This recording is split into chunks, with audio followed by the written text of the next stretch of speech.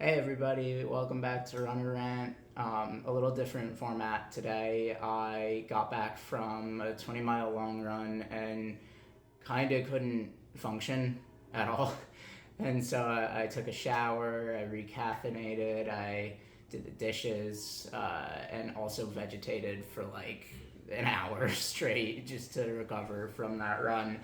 And it was something else. It was, let me tell you about it. I'm going to talk a little bit about the shoe that I wore today.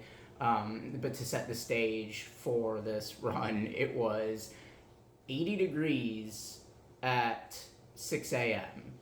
That's the starting point for this run. Um, Complete humidity. I don't know the percentage, I didn't look, but it was full of wet. And even during some of the run, there were like driplets and droplets. Some like thick rain came through, but not enough droplets. But like all of the droplets were like water balloons, which was really pleasant. But that lasted for all of 1 minute, and that was at the very beginning of the run. So I could have used more of that, but and then yeah, it was just really humid, immediately very hot, and I planned my run around the only water fountain that I know in my city. There's just like a complete lack of water fountains out and about, and some of them are locked for some reason. Also, there are more that I found, but they're just like there's a padlock on them, you can't use them. So whatever. So I went to the place that I knew that there would be a water fountain, which is about 5 miles away, which is fine. The issue with it is it's a place called Cobb's Hill, and it sounds about right, right? It's about six. What is it? My total elevation gain for the run today was like 600 feet, right? So I think this hill is about like 500 of that 600 because there is a little up and down coming through. Um, it was I mean, going up that hill, it's relatively short. It's starting at the very very bottom, which is what I did today. It was probably no more than a mile to the top, and so it's a lot of elevation in over a short time. Whatever, I got to the top, and then I started just this reservoir is literally 0.69 miles around, which is just so nice. And it's a reservoir, it's at the top of the city, like overlooking the city, and you get a little bit more of a breeze there coming off the water, which is really pleasant. And that's where the water fountain was, so that's why I was able to stay hydrated throughout the long run. I don't do a whole lot of like really long runs, and I'm trying to get myself into the rhythm of doing that a little bit more. Maybe not 20 every weekend, but probably start to hit at least 16 every weekend on Sunday. It's just something that I've always struggled with because they're really hard for me for whatever reason. I think my body processes moisture a lot quicker than other people's. I'm very sweaty very quickly compared to like my peer group typically. So whatever it is, I did actually take a salt pill today, which I do think helped a ton. Didn't have any cramps, which is very rare over like a 20-mile distance for me. And I took some gels with me. I tried a new one. Also had some Morton's, which everybody knows that those are really good. And so what shoe did I wear? Hoka Cielo X1, the OG. Now I am so grateful for this shoe today.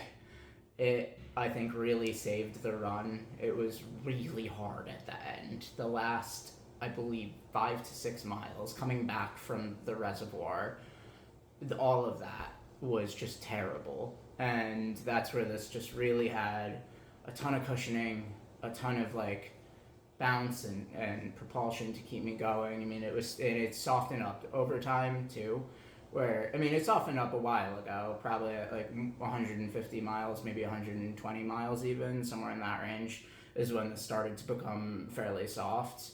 Uh, but yeah, it's even softer now that it's up past 200 miles, and I haven't always rated this the most highly as a shoe, but with time, it has just aged so extremely well.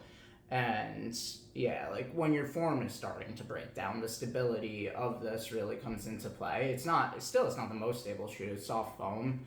Like the Hoka's Pipa in this is really pretty soft, but you get so much of it. And let's see, because yeah, you can see it on both laterally and medially. So the plate comes up and like has like a um, an upward, I guess, like ledge. I don't know what you would call that, but like a bevel or a ledge that clips your foot into the midsole. And yeah, just I gotta say, this is such a good shoe for exactly what I did today. I don't reach for this a ton. I have a lot of shoes that I'm testing, plus doing wear tester for some brands. So like, this is like a once a week shoe for me maybe right now.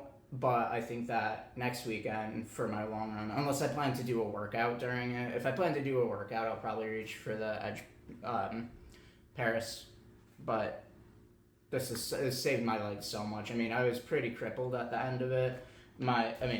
Just sort of like my shin splint area, my soleus, but wrapping around to the front of the shins yesterday, not so much today actually, but yesterday when I was running in the Neo Zen was feeling pretty cooked, and I was surprised at how little I was feeling that today. And yeah, that's the upshot of my rant right now. It was a longer run, so I figured I'd do a longer take on it. I didn't have really many takeaways. I mean, when I was up at the reservoir, though, I was getting down to some 750, 745 pace, which is very unexpected for me, and that lasted quite a few miles, like probably 4 or 5 miles up top. And yeah, I was amped about that. It's like, no, it was not according to plan. Like, I really should have probably gone slower, and maybe the last 6 wouldn't have, or the last 5 or 6 on the way back from the reservoir wouldn't have sucked so hard if I had chilled out a little bit up top, but I didn't. And that's runners. I do that. I know some of you do that. It's hard to contain ourselves sometimes, and that's part of training, is to actually train to contain yourself and train towards a specific pace range, which is something that I know is a flaw in my current training strategy and protocol. So the foundational workouts, the different types of running, I have like some tangential understanding of them from when I did cross country in high school, but I was really out of shape when I did cross country in high school and never really delved as deep as I am right now into like training theory. And so I know that I goofed a little bit on this one, on this long run, and I felt so wiped out as a result of it. I mean, it took me, I think I got back at 10 in the morning, and it's almost 12:30 maybe right now. I don't even know. I don't know what time it is.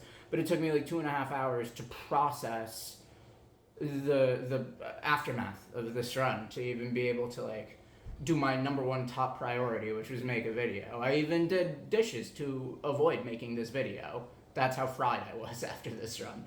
So maybe it's not the best idea to do some faster miles inside of a 20-mile long run when your previous like last 2 months long runs have only been up to 14 or 15 miles.